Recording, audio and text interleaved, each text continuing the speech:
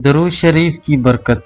حضرت ابن مسعود رضی اللہ تعالیٰ سے روایت ہے کہ رسول اللہ صلی اللہ علیہ وآلہ وسلم نے ارشاد فرمایا کہ قیامت کے دن لوگوں میں سب سے زیادہ مجھ سے قریب درود پڑھنے والا ہوگا۔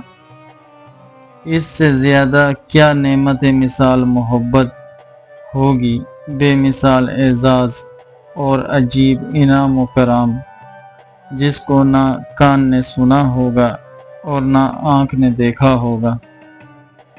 میدان حشر میں جس انسان کے نامہ اعمال میں دو چیزیں کثرت سے ملیں، ایک درود پاک اور دوسرا استغفار، تو یہ دونوں اعمال اس کی نجات کے لیے کافی و شافی ہوں گے۔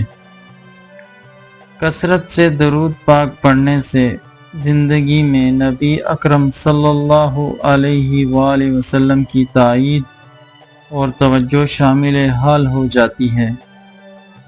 اس لیے درود پڑھنے والے کا ہر کام آسانی کے ساتھ ہو چلا جاتا ہے اور زندگی کے تمام راستے صاف و روشن اور ہموار ہوتے چلے جاتے ہیں۔ اللہ تعالیٰ کی طرف سے کثرت رحمت کی وجہ سے اس بندے کی زندگی اس پر نہایت آسان اور راحت والی ہو جاتی ہے، کیونکہ کثرت سے درود شریف پڑھنے کی وجہ سے اس بندے کا بال بال اللہ تعالیٰ کی رحمتوں میں ڈوبا ہوا ہوتا ہے۔